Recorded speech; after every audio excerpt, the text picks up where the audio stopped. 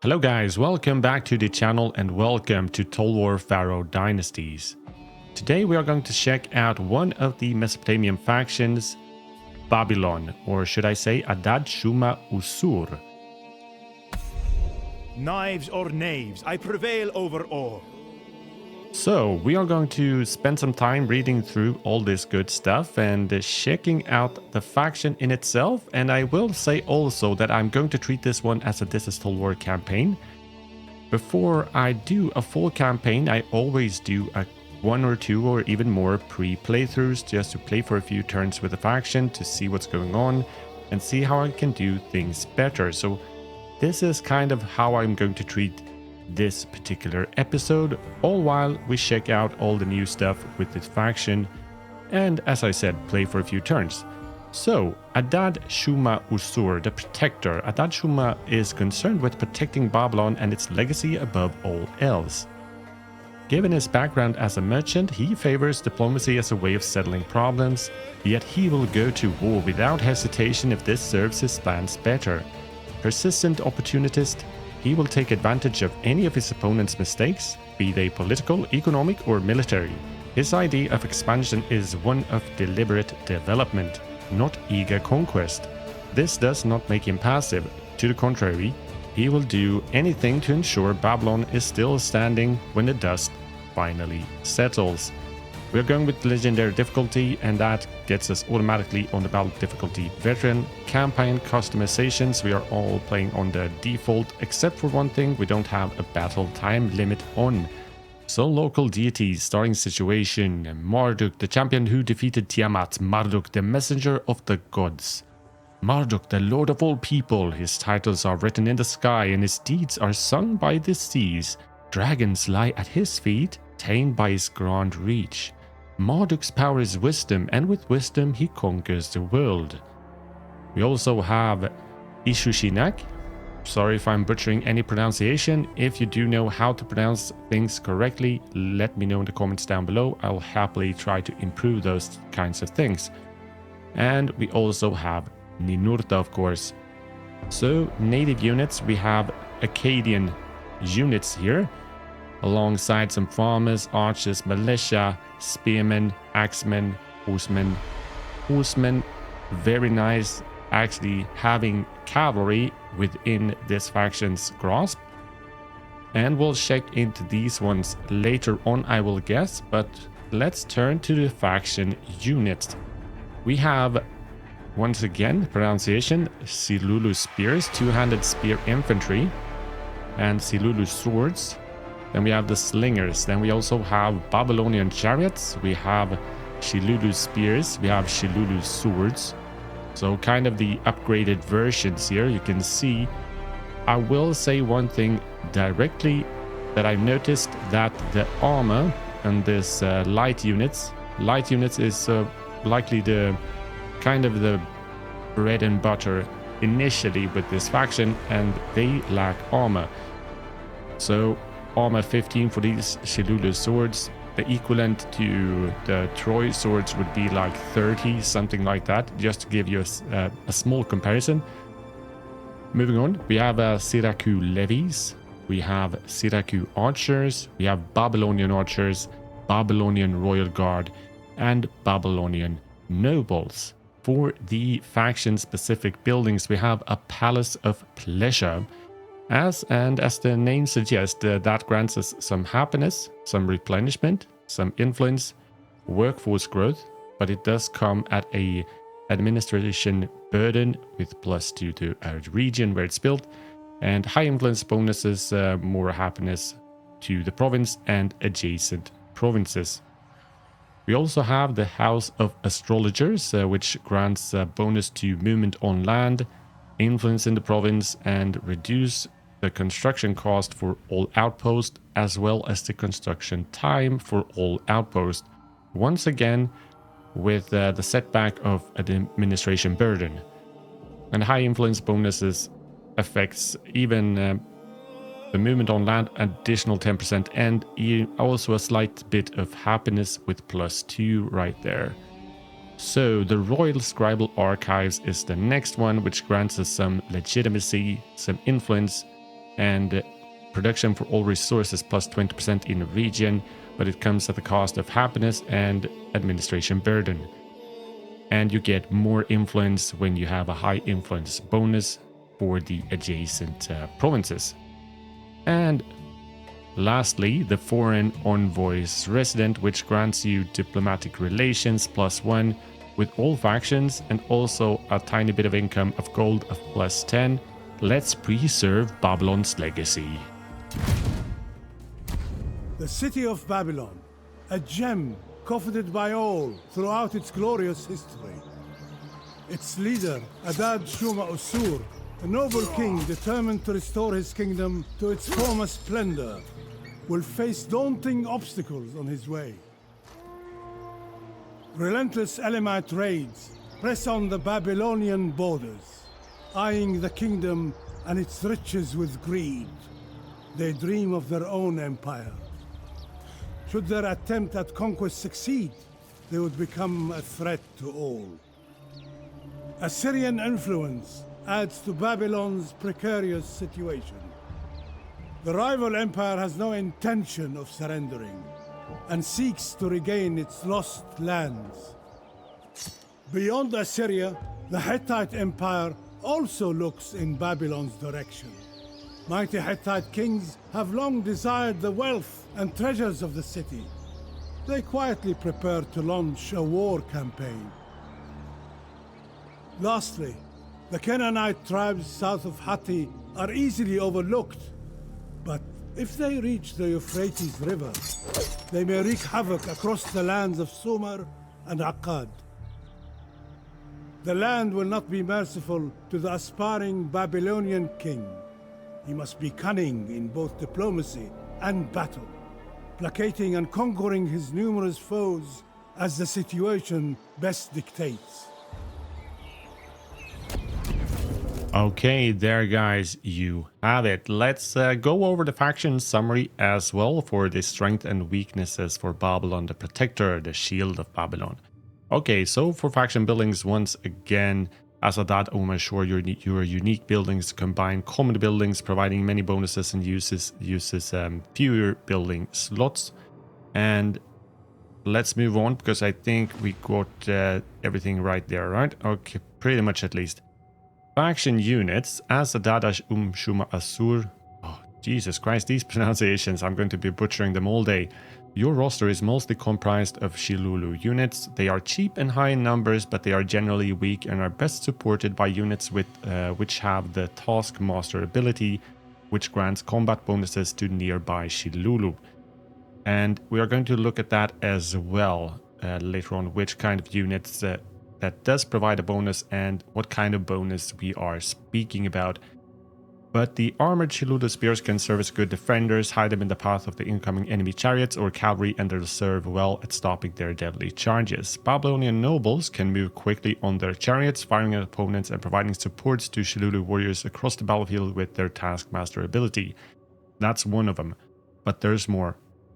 So, cheap and weak expendable units, and it's kind of a tricky roster actually at first glance, but I think we can get a pretty good army as Babylon, of course. Commands unique to your faction. Use your command to gain additional recruitment slots for a few turns at the cost of reduced workforce growth for the same duration. So if we want to raise an army quickly, we can use the commands to do so, but once again at the cost of workforce growth, which is important in order to get our buildings going. If you wait for your command's passive effect though, you will gain several random Shilulu units in special recruitment every few turns. The more cult center settlements you own, the more units you will be able to recruit in this manner. So, at the first glance, I'm leaning towards like, just go with the passive effect and try to keep the workforce growth going, but we'll see. As for court, as Adad Shuma Usur, you can use the royal incentive to instantly foil all plots started by the chosen court position holder. This will lower your diplomatic relation with them For each foiled plot against you will gain an additional court action.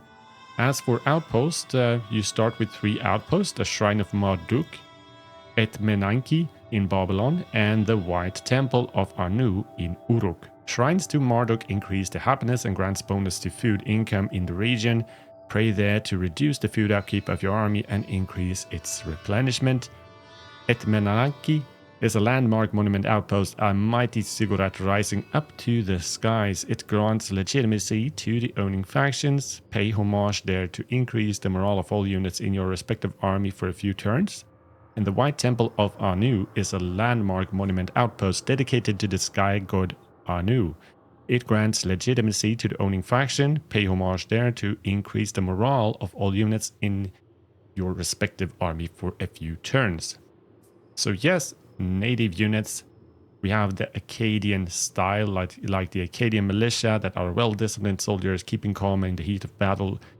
I think it's honestly better that we just check out the stats for a bit, but we have another one is the Akkadian armored archers.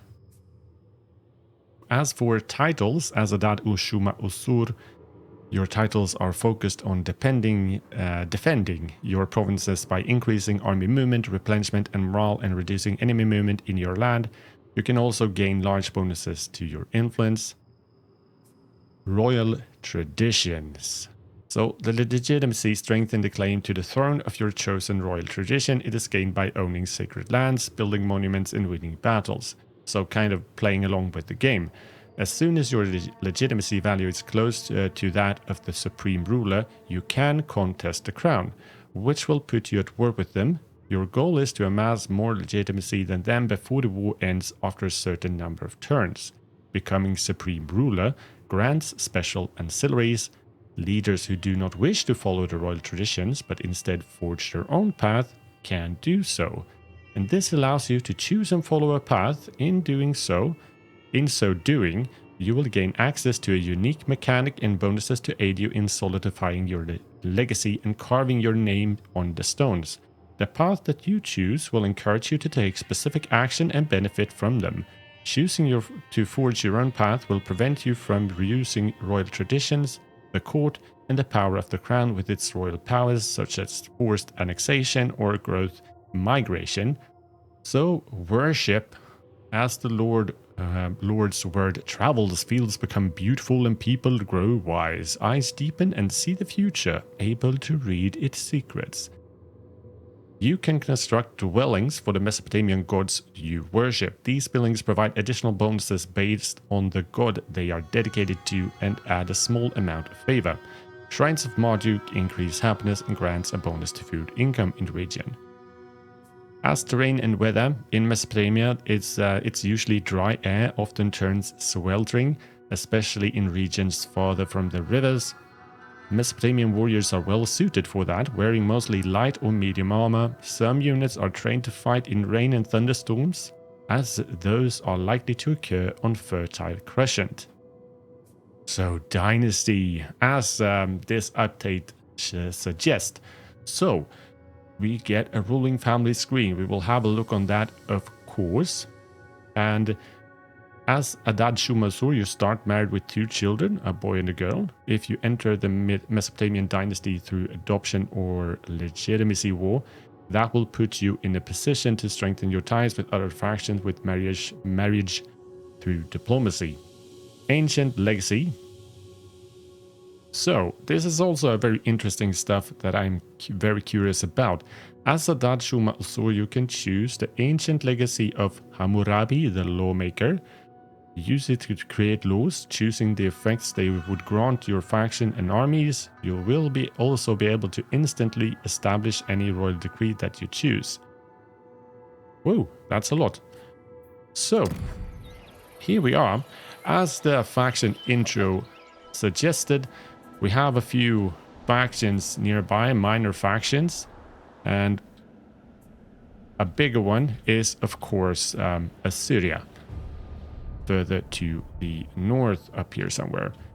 I want to tilt the camera a bit, like this kind of. Let's zoom out. So this is a vastly expanded map, and we start all the way down here. So actually, quite a favorable position, because we can, if you will manage to conquer these territories, you will kind of just have one direction that the guys will attack from. The intro also suggested that we could see the threat of Hatti and the Canaanite faction, and even the Achaeans, I think. What's they mentioned? I'm slightly confused. The Egyptian factions, though, were not mentioned, but of course they are on the other side of the map compared to us. There's a lot of lands, a lot of factions in between.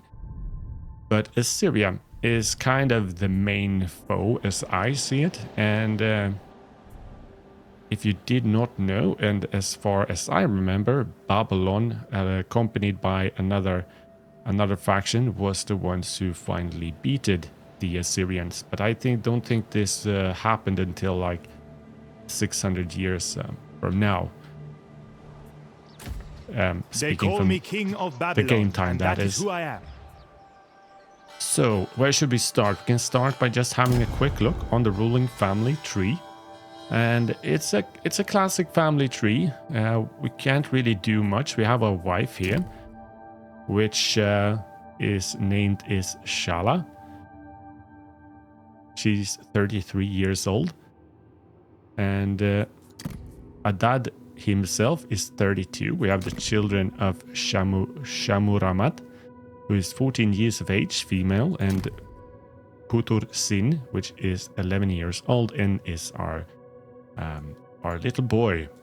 We can appoint a Skyn, which is basically an heir, but we need some to come of age before we can do so. That would cost us a bit of gold. We can also we have the options here to divorce and arrange marriage if we would like to marry someone else, if that's would be what we wanted. So this is it, ruling family. So I really like that this is returning, even though you can't really do that much with it, but it definitely adds to the immersion and the feeling of that you're really building a dynasty, a family, and not only playing as one character. So I really like it. Really glad to see the family tree re-entering Total War games. The rest of these ones, the Path of Power, the Court, the local deities are locked for now. We have the diplomacy screen here, of course. We have the royal decrees. We can move in here straight away. Classic family tree. We have the research. We have the civic, economic, and military techs. And choose the path that you find most well suited.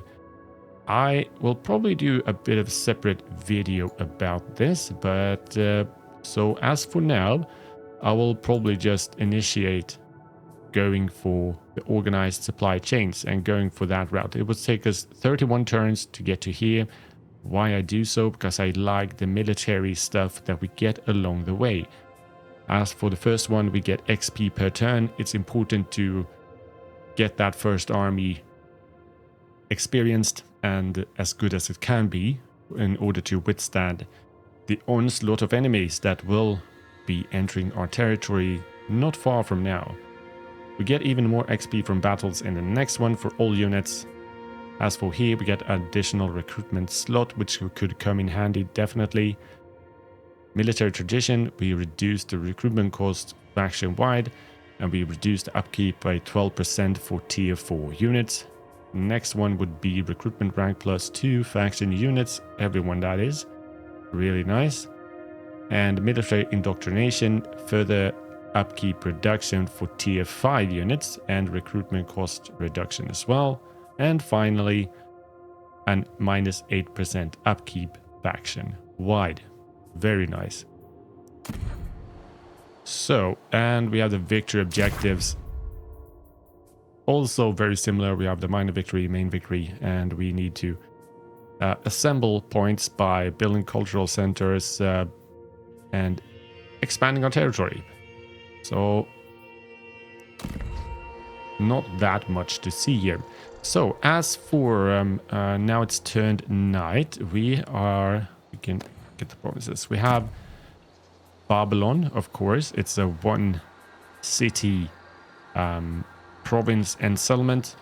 So we can choose a commandment straight away, which we're going to do directly, and we're going to boost up the workforce growth by 10 because that's actually very important to go The land holds with much initially. beauty. We want to get as much workforce as fast as possible in order to get buildings going as fast as possible. So that's what we're going to start with. Other than that, we also have the city of Uruk. But this settlement is, or province is contested by the ancient city of Ur. This is not a unique battle city layout compared to what Babylon is. And we also have the settlement of Port Shippa, which is fairly close by. So Port Shippa is kind of in between Babylon and Uruk. Then we have Ur down here. So I think that's the first goal, uniting that province. To the north, we start with two You shall not influence me. two half stacks, or they're not even half stacks. Two Your enemies heartless cause in revolts me. the territory. So we can choose to challenge Let it at be. least the first one straight away. So let's do that. Let's Say check your out prayers. the battles before we continue to look on military and buildings and all that good stuff. Let's dive on in and fight the battle. We could of course auto-restall, but I think these battles are still kind of good as a warm-up, and we want to have a look, don't we? Alright, so weather condition, we have a fog forecast, that's fine. So let's deploy our units.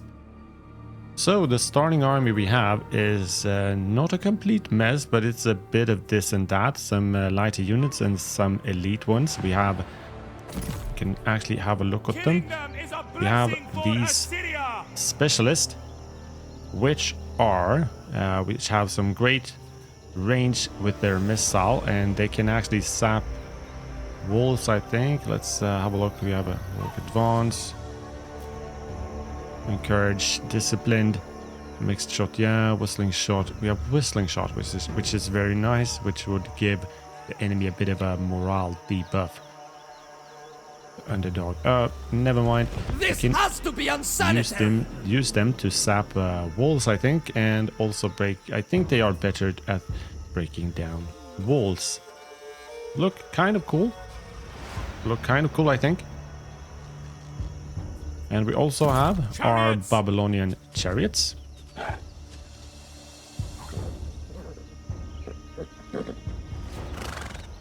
The wretches will be raining as Also looks quite cool.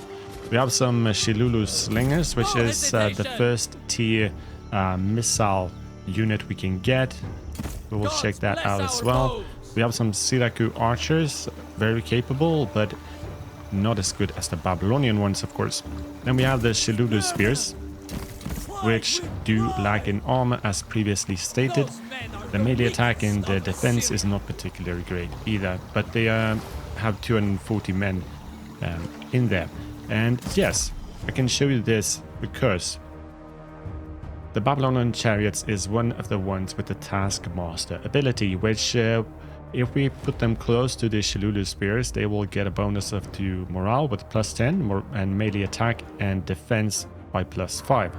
So not too bad. That would actually make them a decent starting unit, I suppose, but then we need to keep them fairly close. So we'll see if we can utilize that in a way. We also have armored Shilulu swords, so the upgraded version of the Shilulu swords. This one is actually quite good, a medium unit. We also have Shiraku levies, not as high in. Can we see if we could compare them? So the Shiraku levies do have better morale compared to now the armored Shilulu swords, better speed, better melee attack and damage, but not as much armor. So high lethality, we see there as well. Hopefully you can get a glimpse on how that one works too. So for this first fight, this is actually a bit more tricky than the other ones I bumped into in Pharaoh so far. But I think we can probably go Babylon will be better off without them. just straight off the bat like this. We have an obstacle here to protect our front a bit. So I think we're actually good by just doing it kind of like this, but I want you guys in the back as well as the sappers. So let's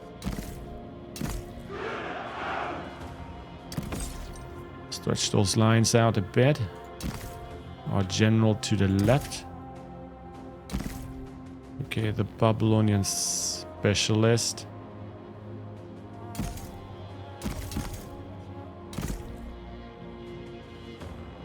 I would like to have you guys more over on this side, I think. So overload our missile capability on this side. Because we are up against some Akkadian hunters, Akkadian farmers, Akkadian militia. They're here, of course. Nothing too great, but they have some damage, and they have some damage in these units. So that's the biggest danger here. Place you over on this side. Yeah, I think this is what I want. But we should probably kind of keep you close. We could lure these guys to action. Let's put this forward. Let's get rid of that. Wheels turning. On we go. Death from We above. just need to be cautious about these hunters.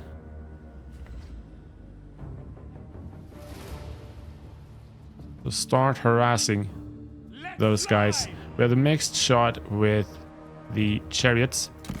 Get the horses pulling. As for like these archers, we could switch between the direct shot, which will have much more damage. Drive us onwards. Yeah, start shooting those Akkadian farmers. Really nice. Chariots into place. Roll onwards.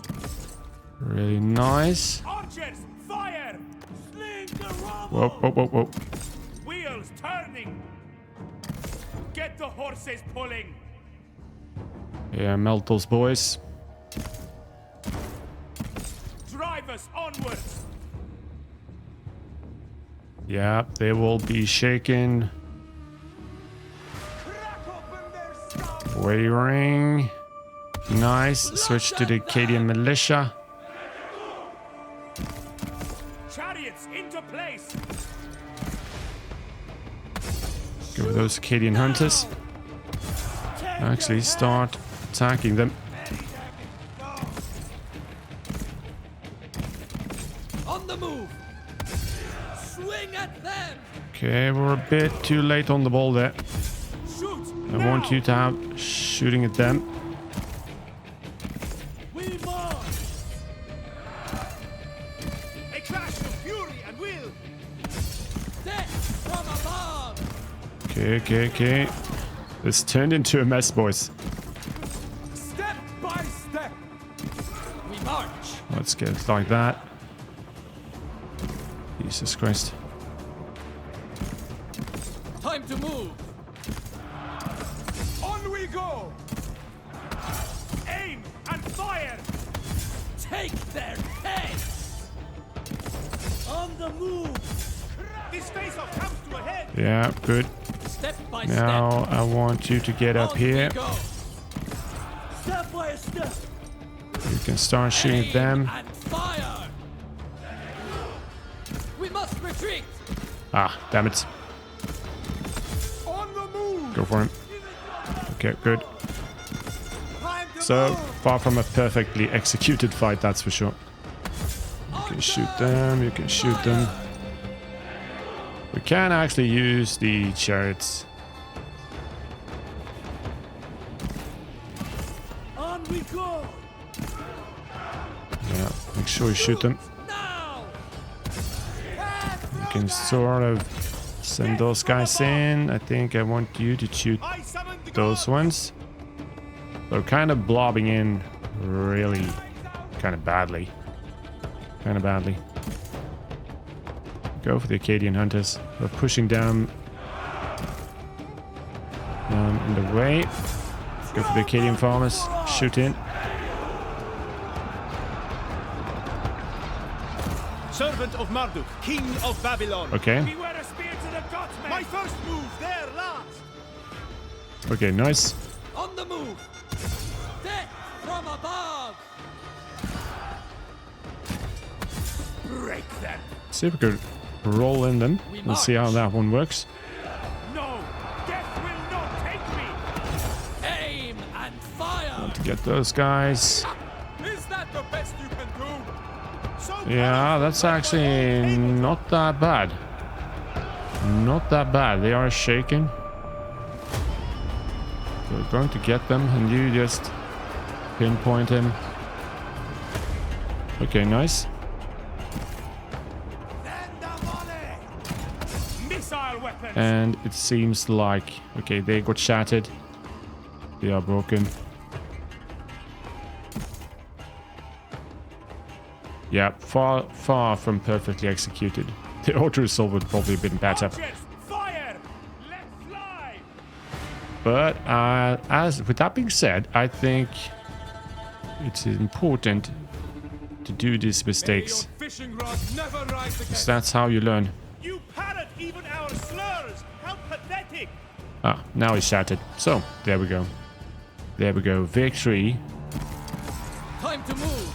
I'm not too worried about chasing these guys down. We can just chase after them. So let's end the fight.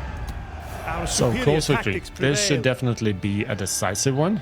But never mind. We get a nice piece of loot and legitimacy experience. All that good stuff. We lost 442. So the highest damage dealers from these units were the Acadian militia, actually.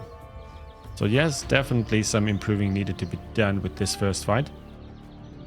Slightly embarrassing. So we could get the 3% replenishment, or let's just increase our These treasury people are with not our food. enemies.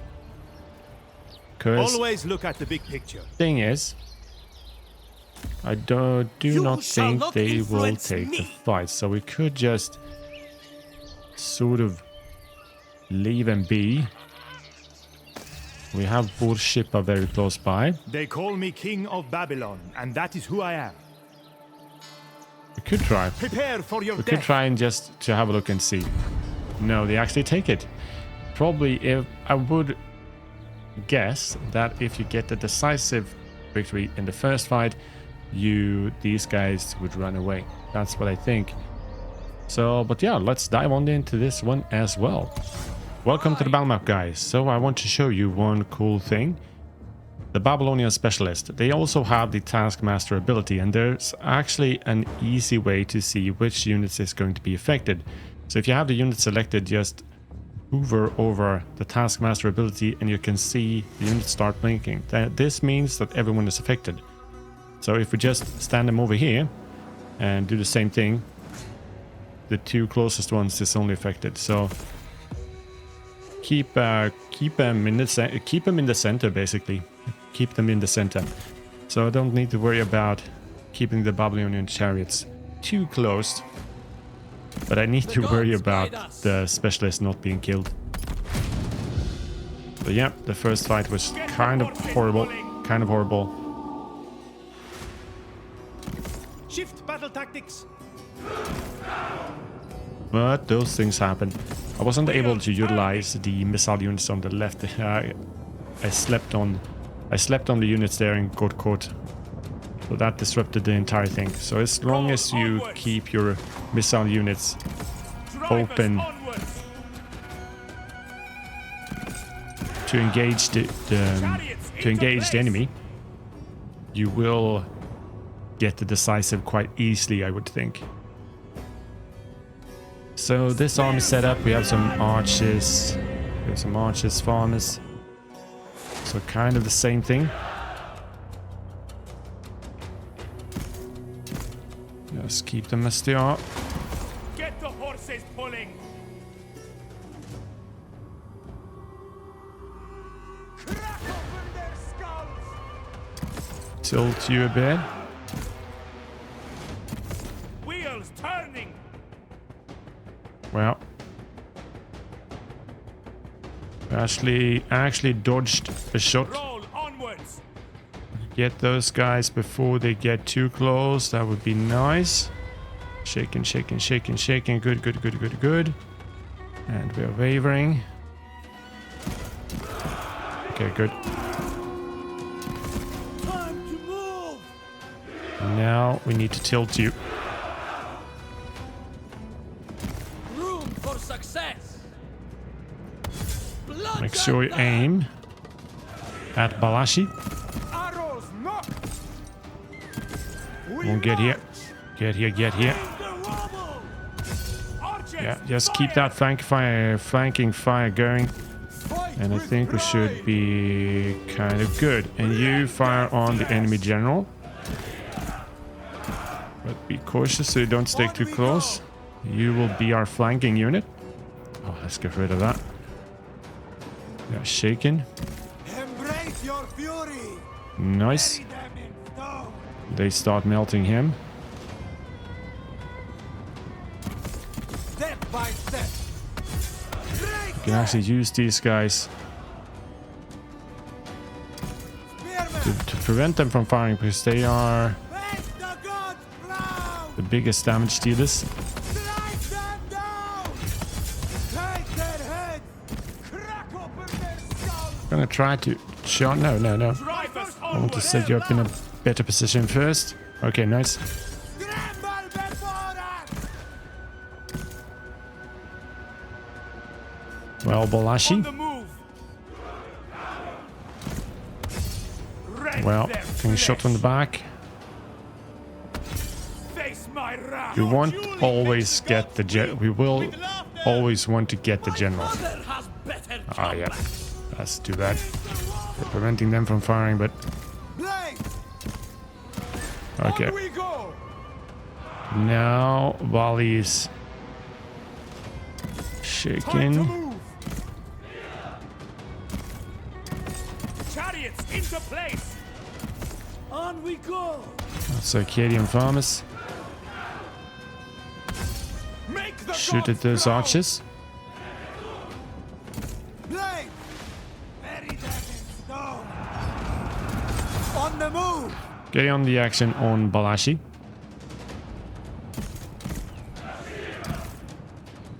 They get shaken. Yeah, those guys broken. Put their eyes out. I want to shoot you. You want another humiliating Putting off defeat? a slightly better performance here at least. Children's insults are better than yours, Adad. And he's away, so that should be the victory as long as... oh, they actually got back. We're getting some units. Let's get me the missile units. Okay, nice. End the fight. We could continue to chase them down in order to get our general a bit more experience. We made But the as gods this smile is a today. pre-playthrough, I'm not too worried of maximizing every single thing here. With that being said, we still get a bit nice experience as well. Even more loot and all that good stuff. And continue to get our food There was income bloodshed up. enough. Because we want to bulk up I seek food long-term as much as we solutions. can. Because we are going to be on They a call me deficit king of Babylon, eventually. and that is who I Okay. am. And we can actually reach them. I didn't think we would be able to be honest. Not possible. Because I did this fight just the two first fight. That's the only thing I've been doing with the Dynasties update before running into this pre-playthrough here. But then we got the decisive in the first fight. Then I tried to My go after path them, is but my own. they ran away, and then we couldn't reach them. So I'm slightly Prince of Ur and surprised. protector of Nippur. Slightly surprised by this. Here we're going to treat ourselves with the auto assault then. So as you saw in the second fight here, if we treat the first fight in a similar way, we would have gotten a much better result. But do keep in mind, you might not be able to get the second stack. So that then you have to need kind of make a choice if you want to pursue them with you. Go. or turn back. Because I get things as for done. strategy wise, I think it's better to try to secure the south. At least that's what I'm inclined to before pushing north. And considering we are going to do it at this is Total War style, time is of the essence. So we need to kind of blitz the south. So that would incline me, at first glance at least, to go as fast as possible to Borshipa. So I wonder if it wouldn't be a better option Time to go. to simply take the first army down, and then I think you can actually reach Borshipa directly. That would be a viable option, I think. As for recruitment now, The we officers wish only my start counsel. with access to Acadian farmers. They could work. Initially, what we would like is to get some buildings to get access to other stuff. And we can start by looking at the recruitment side of things. So the one we have is this one, the native muster field. So getting the second one would get us access to Acadian militia. And the Acadian militia spearmen and Acadian archers. And this is the tree where we get access to cavalry, the Acadian horsemen. So for that reason alone, I would want to keep this chain of buildings. We do have these ones, which could be a good starting point. Because here we get the Shilulu spears, Shilulu swords, and the Shilulu slingers, which they are cheap in upkeep with 85 and 75 for the slingers. And we get them within one turn, so we can get an army quite quickly. And quickly, as I said, we would like to get. If we then would want to, we can choose to go for the Canal Gang's quarters and get access to the armored Shilulu spears and the armored Shilulu swords, which is also a viable unit to start your army with, the third or to upgrade the upgraded variant of it. But it would take us slightly more time to get here, a few turns at least. Other than that, we have the Chariot Emporium. So our chariots is this separate building chain here. One that is interesting and I think I would like to go for is this one, because here the Citizen Army Barracks is the first one in the 3rd tier level. We get Siraku levies and we get the Siraku archers.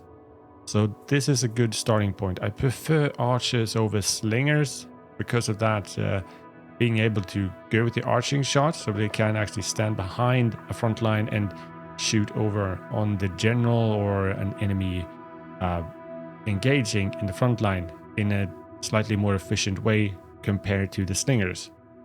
So that's I would like to get my hands on some archers, but Siraku levies, they are light, so not as good as the armored Shilulu swords, but they are better than the first one. They have slightly more armor, but 30 armor is not that great either, to be honest. So that's also a way. I'm not completely. I think I would need to do some separate testing here to see which one, if you want to kind of optimize your army composition early on. But I would be inclined to get to the Siraku levies.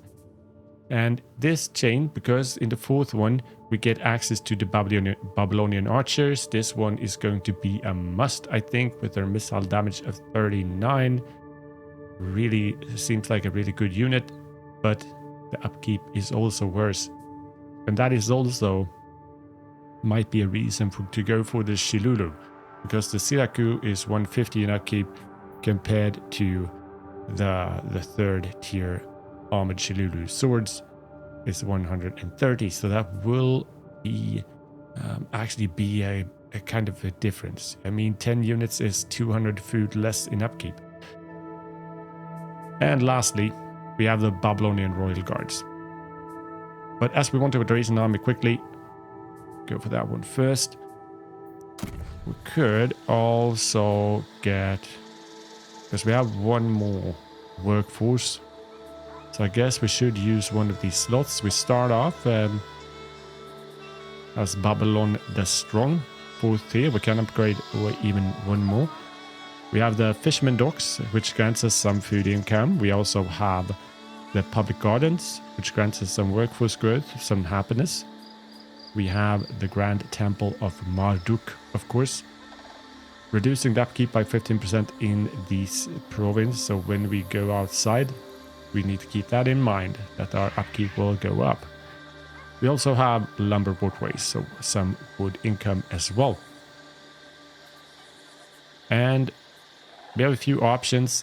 I like the silt farm canals to get +2 to the workforce growth and plus 235 in food growing. That's one way. But also because resource-wise, we are quite good actually, except for gold. -21 per turn, so within 10 turns we would be out of gold. So that's just something that needs to be addressed. We could, I think there is a building here. It is. The special one that we pulled up before, which would grant us some gold income. So that's probably one of them we need to go for. But short term, I would go for the stilt farm canals. And now we can't really go for anything else because we don't have the workforce.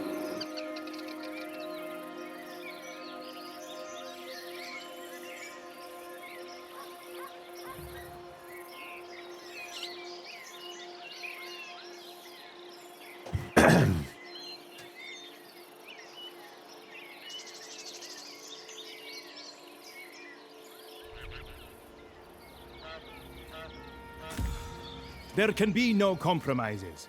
Okay, so our general has ranked up, which gives us a glimpse on what we have with these ones. So, compared, going for the royal decree that will reduce the upkeep, I would be inclined to go for the fortitude in order to get that increased battle loot and replenishment, because replenishment is also of great importance, and the battle loot will also be huge for our economy. So more battle loot, more income. And not only that, if we look at what each tier of these ones do grants us, I like the fortitude ones the most. So for the first one, the herbalist, we would get 5% replenishment. For the second tier, we would reduce the recruitment cost for the army and increase the recruitment slots. We would reduce the upkeep by 5%. But the workforce growth is a huge setback. That really is a huge setback. But it could be used temporarily. And for the third tier, happiness, production, all resources, 20%. So I like that better. We can compare it to like for the prisons, which would be increasing the upkeep. We have an influence bonus on the second tier. We have raiding income plus 100% for the third tier. And raiding, I don't know about you guys, but I don't utilize much raiding. So that kind of comes off as not as useful for me.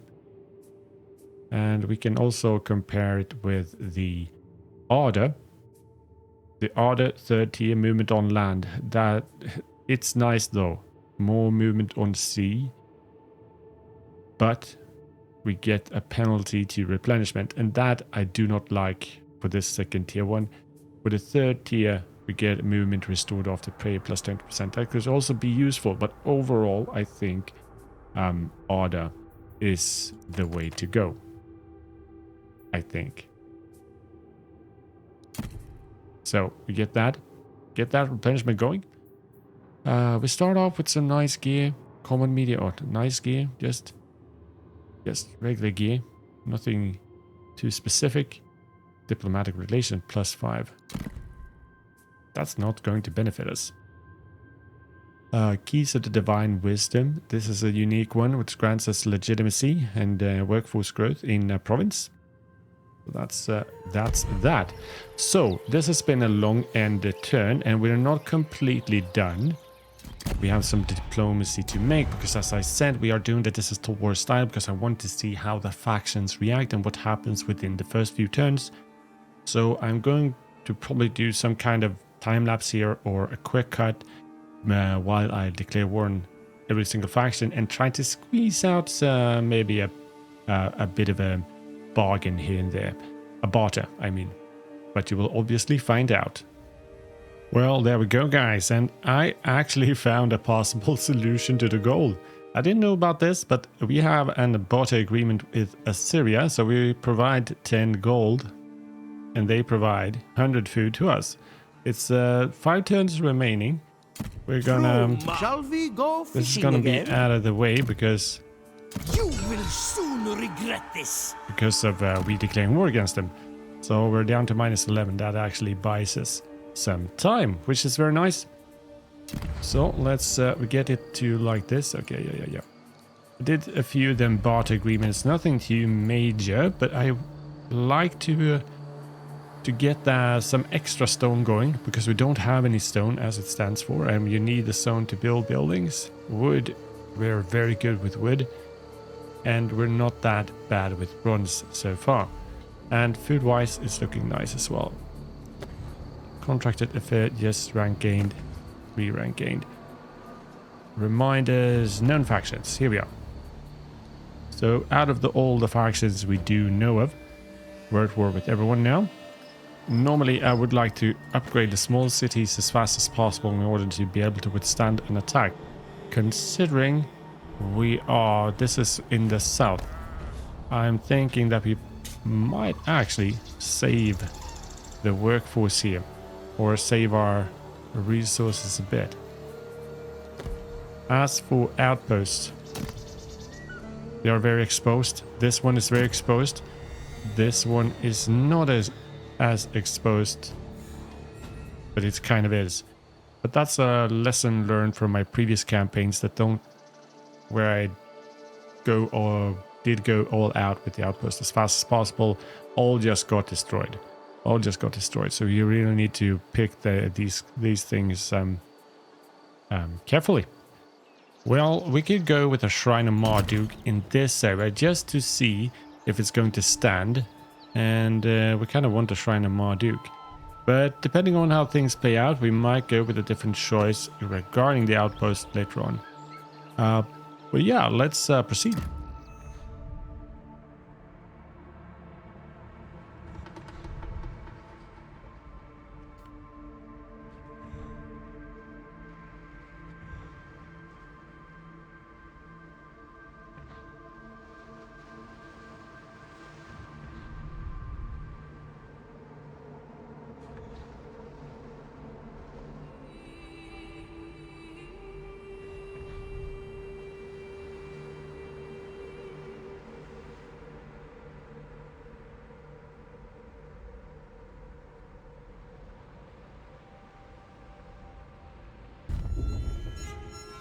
Well, that was interesting. As you all saw, we instantly saw a lot of movements everywhere. So, like, this temple got sacked, and this is the issue with the outpost when doing This is Total War campaigns. I learned this the hard way in my Ramses campaign. Cost to repair 61 gold. That one hurts. And 305. And 305. And it will not repair itself, so we need to pay for it in order to get it repaired. So we have this faction Begone, going foul, toward the city. usurper. These You want ones me? Well, got south. This one got in My our lands. allegiance lies elsewhere. And wasn't there like a couple of movements up Just in the go north as away. well? So, but we have a strong card to play, They chose me and I agreed. which is A journey Babylon is needed. itself. So while we go south, we should actually be quite comfortable inside Babylon. But of course, we could... I wonder, one option could be to get a building that... Is there anyone that would allow us some more garrison? Well, here, the city guard station. We need 2 in order to get it. And we are going to get it next turn. So that actually could be our choice next time. For the next building, that is. It's tempting to continue, but I think it's important to strengthen the defense of Babylon as fast as possible, because you don't have much time. You do not I have am much thinking. time. Whom But now, among as you we know have war? built the first barrack, we now have some access to some cheaper units. The upkeep is ridiculous, but that's because of the regional bonus. It's 75, I think it was. You saw this earlier in the video. But we can recruit. We need more men.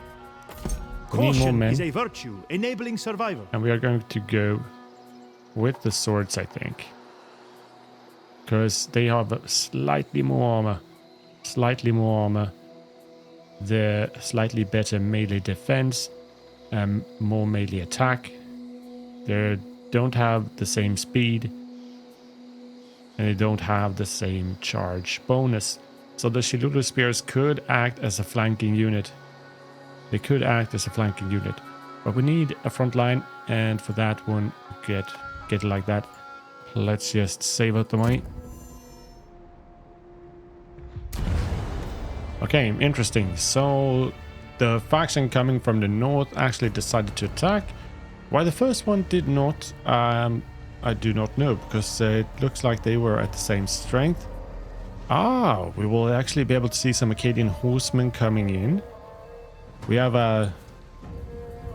Yeah, we have a garrison. That's all right. So now we get to go in and fight a siege. Let's do it. Right, guys, let's go and see if we could get a glimpse on the cavalry. Nice.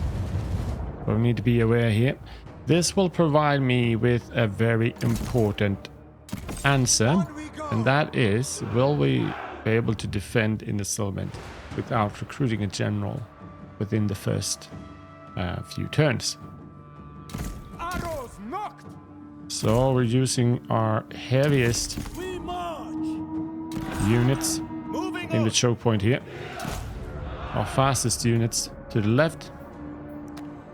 And of course, our archers standing right here. So here we Riddle see them with arrows.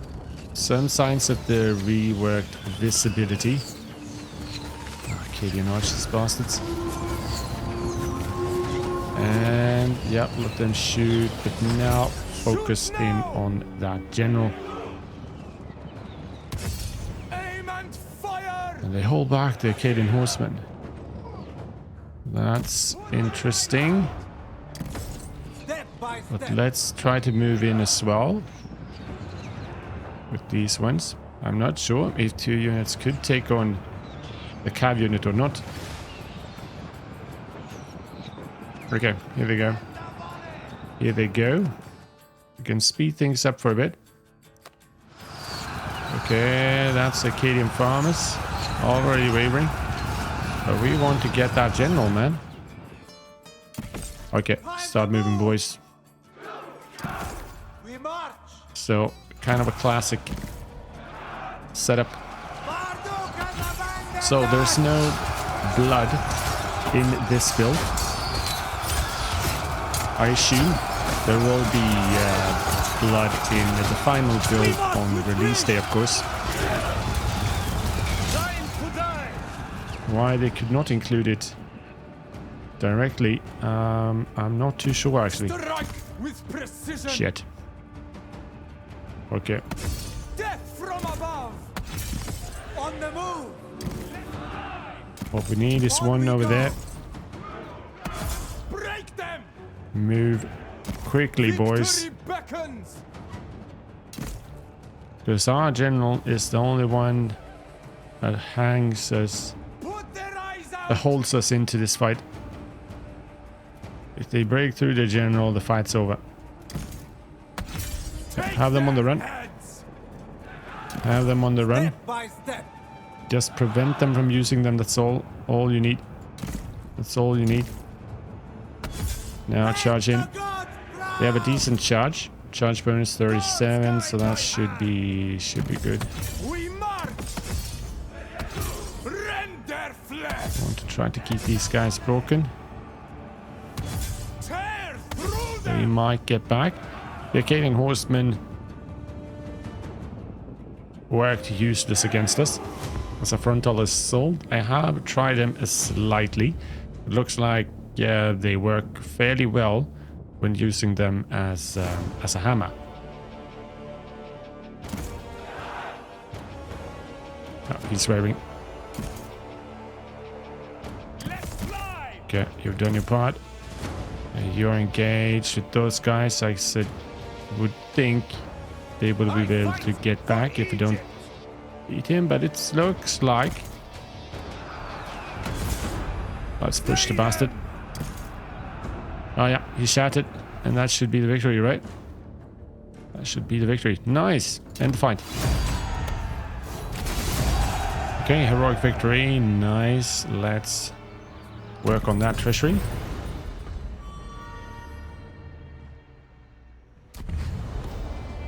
And now they decide to go in as well. So let's explore if we could do 2-1s without even replenishing in between.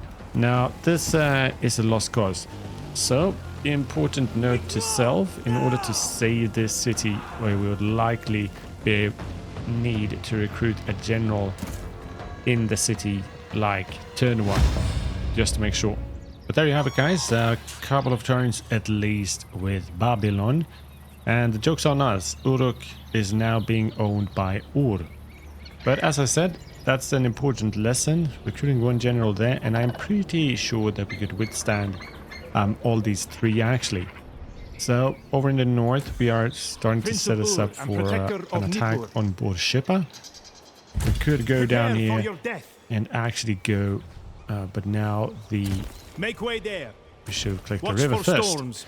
Never mind. But that's the correction I also think I will be doing. Just attacking the first army, then turning south straight away, because obviously there's a lot of going on instantly over here. And by going with the army here, you're going to scare them off a bit. So that would, of course, work to your advantage as well, I suppose. So we have, as I said, we have the local deities now. We can devote our general Adad Ashur to get a reduction for the chance to die of old age and immune to attrition for the army. And there's different bonuses. I think we have mentioned them all actually. The rest of these stuff with the court, path to power, ancient legacy, that comes further down the line, but we have gotten a glimpse of the information about that as well. So next faction to display is probably Assyria. I will check the voting on YouTube once more. So if you want to have a last chance of affecting the next preview episode, go in and cast your vote as fast as possible. This episode will release tomorrow. With that being said, guys, hope you enjoyed it. Leave that like if you did. Remember, subscribe if you haven't, and turn the notifications on so you don't miss out on future Pharaoh videos and other Total War content. Remember, all revenue on this channel will go towards the charity project. This is Total War for Suicide Zero. So watching the ads and supporting the channel, you're not only watching Total War content, you're also contributing to a good cause. That being said, guys, thank you very much for watching. Until next one, have a good one.